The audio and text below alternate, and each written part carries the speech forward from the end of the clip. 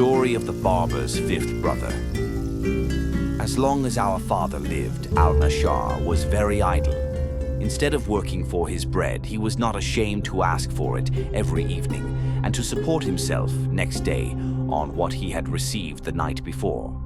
When our father died, worn out by age, he only left 700 silver drachmas to be divided amongst us, which made 100 for each son. Al-Nashar, who had never possessed so much money in his life, was quite puzzled to know what to do with it. After reflecting upon the matter for some time, he decided to lay it out on glasses, bottles, and things of that sort, which he would buy from a wholesale merchant. Having bought his stock, he next proceeded to look out for a small shop in a good position, where he sat down at the open door, his wares being piled up in an uncovered basket in front of him, waiting for a customer among the passers-by. In this attitude, he remained seated, his eyes fixed on the basket, but his thoughts far away. Unknown to himself, he began to talk out loud, and a tailor, whose shop was next door to his, heard quite plainly what he was saying. "This basket," said Al-Nashar to himself, "has cost me 100 drachmas, all that I possess in the world. Now, in selling the contents piece by piece, I shall turn 200, and these hundreds I shall again lay out in glass, which will produce 400. By this means I shall, in course of time, make 4,000 drachmas, which will easily double themselves. When I have got 10,000, I will give up the glass trade and become a jeweler, and devote all my time to trading in pearls, diamonds, and other precious stones. At last, having all the wealth that heart can desire, I will buy a beautiful country house with horses and slaves, and then I will lead a merry life and entertain my friends. At my feasts I will send for musicians and dancers from the neighboring town to amuse my guests. In spite of my riches, I shall not, however, give up trade till I have amassed a capital of 100,000 drachmas, when, having become a man of much consideration, I shall request the hand of the Grand Vizier's daughter, taking care to inform the worthy father that I have heard favorable reports of her beauty and wit, and that I will pay down on our wedding day 3,000 gold pieces. Should the vizier refuse my proposal, which after all is hardly to be expected, I will seize him by the beard and drag him to my house. When I shall have married his daughter, I will give her 10 of the best eunuchs that can be found for her service. Then I shall put on my most gorgeous robes, and mounted on a horse with a saddle of fine gold, and its trappings blazing with diamonds, followed by a train of slaves, I shall present myself at the house of the Grand Vizier, the people casting down their eyes and bowing low as I pass along. At the foot of the Grand Vizier's staircase I shall dismount, and while my servants stand in a row to right and left, I shall ascend the stairs, at the head of which the Grand Vizier will be waiting to receive me. He will then embrace me as his son-in-law, and giving me his seat will place himself below me. This being done, as I have every reason to expect, 2 of my servants will enter, each bearing a purse containing 1,000 pieces of gold. One of these I shall present to him, saying, "Here are the 1,000 gold pieces that I offered for your daughter's hand, and here," I shall continue, holding out the second purse, "are another 1,000 to show you that I am a man who is better than his word." After hearing of such generosity, the world will talk of nothing else. I shall return home with the same pomp as I set out, and my wife will send an officer to compliment me on my visit to her father, and I shall confer on the officer the honor of a rich dress and a handsome gift. Should she send one to me, I shall refuse it and dismiss the bearer. I shall never allow my wife to leave her rooms on any pretext whatever without my permission, and my visits to her will be marked by all the ceremony calculated to inspire respect. No establishment will be better ordered than mine, and I shall take care always to be dressed in a manner suitable to my position. In the evening, when we retire to our apartments, I shall sit in the place of honor, where I shall assume a grand demeanor and speak little, gazing straight before me. And when my wife, lovely as the full moon, stands humbly in front of my chair, I shall pretend not to see her. Then her women will say to me, 'Respected lord and master, your wife and slave is before you, waiting to be noticed. She is mortified that you never deign to look her way. She is tired of standing so long. Beg her, we pray you, to be seated.' Of course, I shall give no signs of even hearing this speech, which will vex them mightily. They will throw themselves at my feet with lamentations, and at length I will raise my head and throw a careless glance at her. Then I shall go back to my former attitude. The women will think that I am displeased at my wife's dress, and will lead her away to put on a finer one, and I on my side shall replace the one I am wearing with another, yet more splendid. They will then return to the charge, but this time it will take much longer before they persuade me even to look at my wife. It is as well to begin on my wedding day, as I mean to go on for the rest of our lives. The next day she will complain to her mother of the way she has been treated, which will fill my heart with joy. Her mother will come to seek me and, kissing my hands with respect, will say, 'My lord,' for she could not dare to risk my anger by using the familiar title of son-in-law. 'My lord, do not, I implore you, refuse to look upon my daughter or to approach her. She only lives to please you and loves you with all her soul.' But I shall pay no more heed to my mother-in-law's words than I did to those of the women.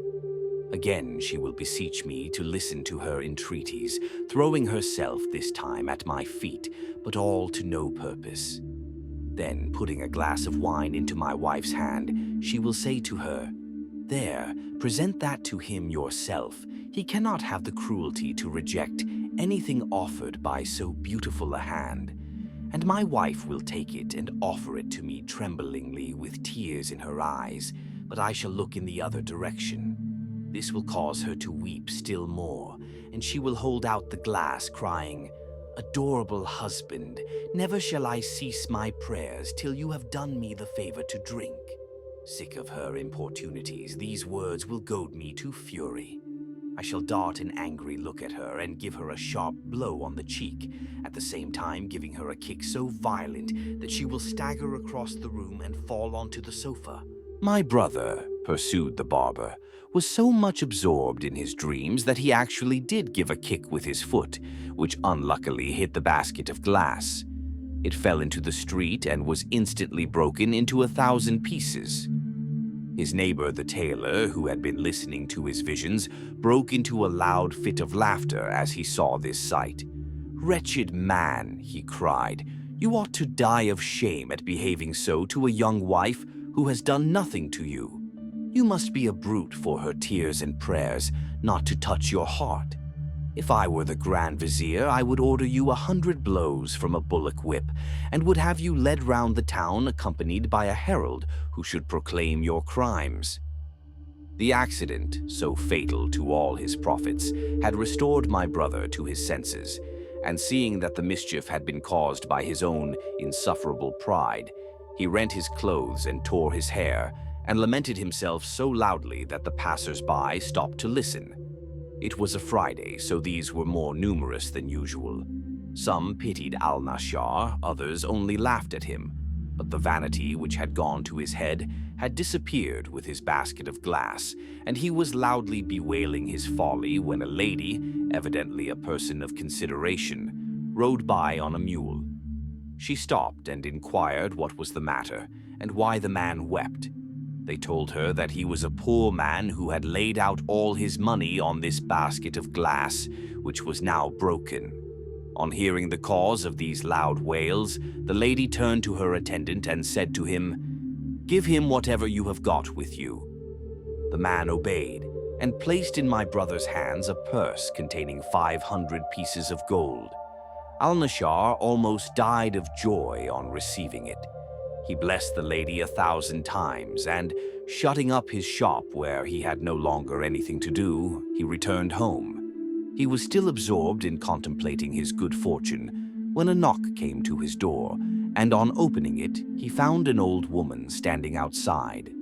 "My son," she said, "I have a favor to ask of you. It is the hour of prayer, and I have not yet washed myself. Let me, I beg you, enter your house and give me water." My brother, although the old woman was a stranger to him, did not hesitate to do as she wished. He gave her a vessel of water and then went back to his place and his thoughts, and with his mind busy over his last adventure, he put his gold into a long lady who is very rich and gives me everything I want. My brother was not clever enough to detect that the old woman had merely refused the 2 pieces of money he had offered her in order to get more, but he inquired if she could procure him the pleasure of seeing this lady. "Willingly," she replied, "and she will be charmed to marry you and to make you the master of all her wealth. So pick up your money and follow me." Delighted at the thought that he had found so easily both a fortune and a beautiful wife, my brother asked no more questions, but concealing his purse with the money the lady had given him in the folds of his dress, he set out joyfully with his guide. They walked for some distance till the old woman stopped at a large house where she knocked.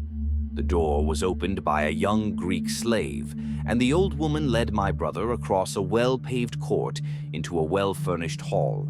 Here she left him to inform her mistress of his presence, and as the day was hot, he flung himself on a pile of cushions and took off his heavy turban. In a few minutes there entered a lady, and my brother perceived at the first glance that she was even more beautiful and more richly dressed than he had expected. He rose from his seat, but the lady signed to him to sit down again and placed herself beside him. After the usual compliments had passed between them, she said, "We are not comfortable here. Let us go into another room." And passing into a smaller chamber, apparently communicating with no other, she continued to talk to him for some time. Then, rising hastily, she left him, saying, "Stay where you are, I will come back in a moment." He waited as he was told, but instead of the lady there entered a huge black slave with a sword in his hand. Approaching my brother with an angry countenance, he exclaimed, "What business have you here?" His voice and manner were so terrific that Al-Nashar had not strength to reply, and allowed his gold to be taken from him, and even saber cuts to be inflicted on him, without making any resistance. As soon as he was let go, he sank on the ground, powerless to move, though he still had possession of his senses. Thinking he was dead, the black ordered the Greek slave to bring him some salt, and between them they rubbed it into his wounds, thus giving him acute agony, though he had the presence of mind to give no sign of life.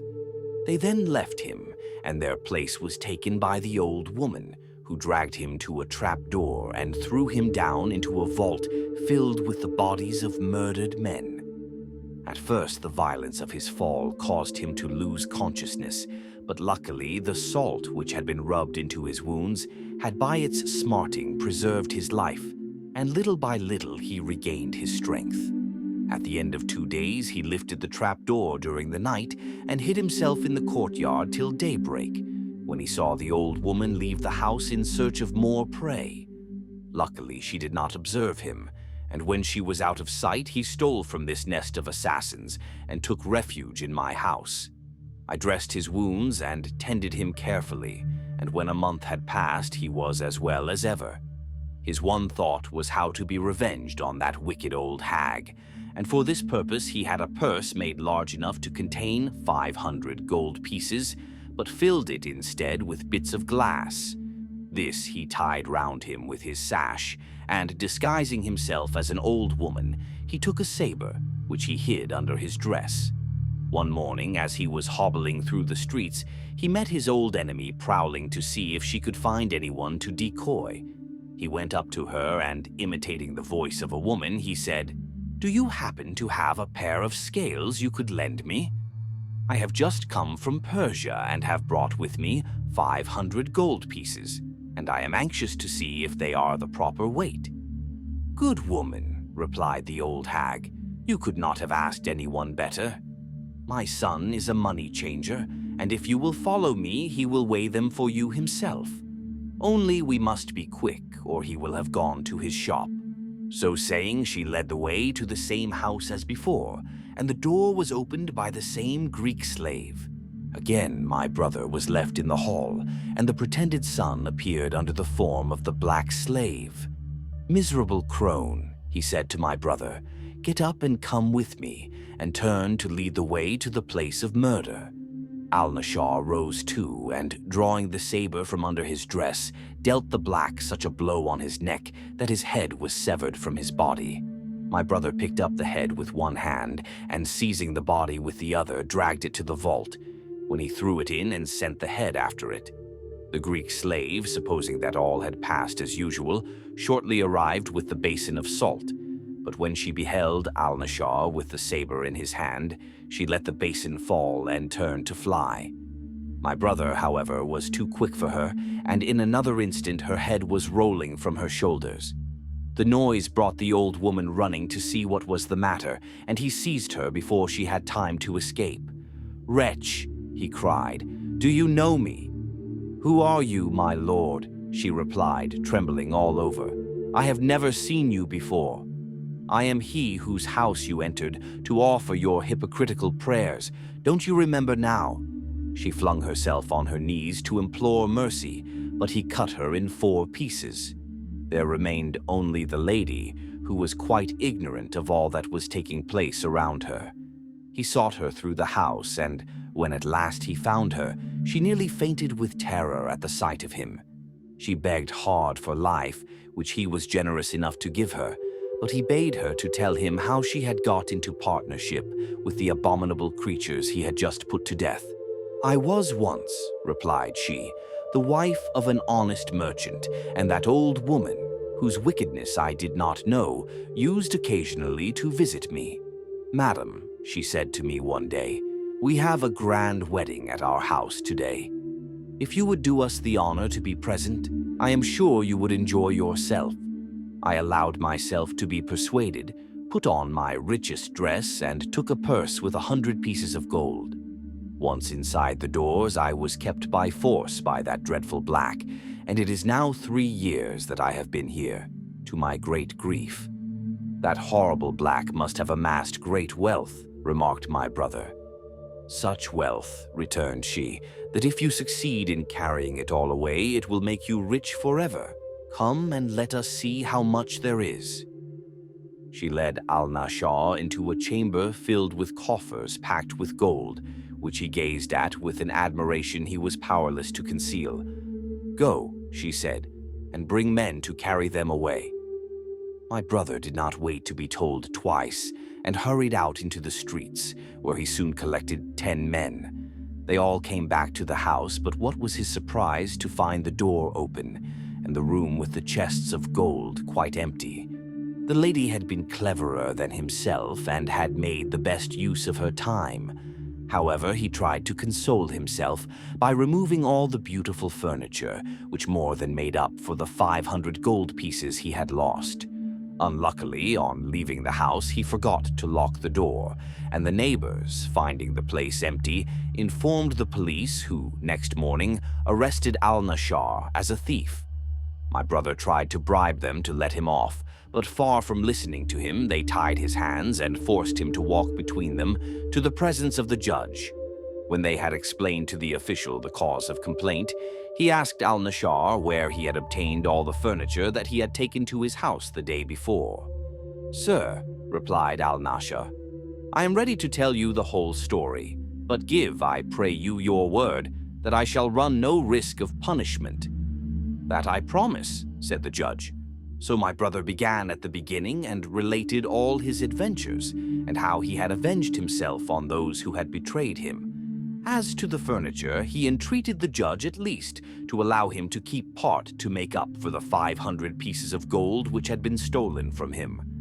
The judge, however, would say nothing about this, and lost no time in sending men to fetch away all that Al-Nashar had taken from the house. When everything had been moved and placed under his roof, he ordered my brother to leave the town and never more to enter it on peril of his life, fearing that if he returned he might seek justice from the Caliph. Al-Nashar obeyed and was on his way to a neighboring city when he fell in with a band of robbers who stripped him of his clothes and left him naked by the roadside. Hearing of his plight, I hurried after him to console him for his misfortunes and to dress him in my best robe. I then brought him back disguised under cover of night to my house, where I have since given him all the care I bestow on my other brothers.